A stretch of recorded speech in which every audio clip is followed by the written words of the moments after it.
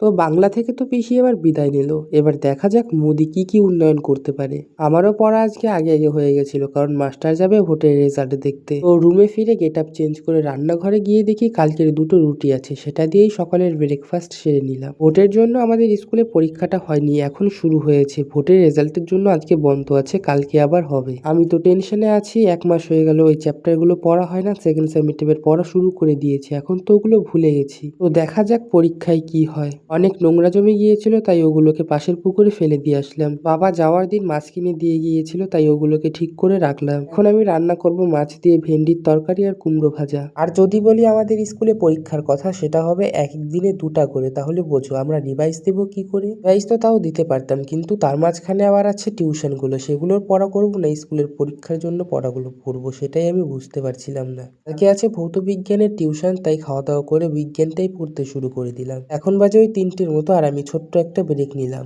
রাতে টিউশন থেকে ফেরার সময় আমার অবস্থা খুবই খারাপ হয়ে গিয়েছিল, কারণ টিউশন ছুটি দিতে দিতে ওই যে 10টা বাজে, আর 10টার সময় খুব জোরে বৃষ্টি নেমেছিল। বৃষ্টিতে আস্তে আস্তে একদম পুরো ভিজে গেছি। ঝড় বৃষ্টির টাইমে লাইট ঘাট সব বন্ধ ছিল, তাই কোনো রকমে অন্ধকারে বাড়ি ফিরলাম। ভাগ্যের বিষয় যে ব্যাগে থাকা কোনো কিছুই ভেজেনি। ব্যাগের মধ্যে আমার ফোনটাও ছিল, সেটা যদি ভিজে যেত তাহলে তো গেছিল। এক এক করে সব বের করে নিলাম, তারপর ব্যাগটা ভিজে গেছিল, ওটাকে নেড়ে দিলাম। ভেজা জামা কাপড় আমি খালি জল দিয়ে ধুয়ে দিয়েছিলাম, না হলে গন্ধ হয়ে যাবে। তো ভিডিওটা ভালো লাগলে একটা লাইক আর সুন্দর একটা কমেন্ট করে যেও। বাই।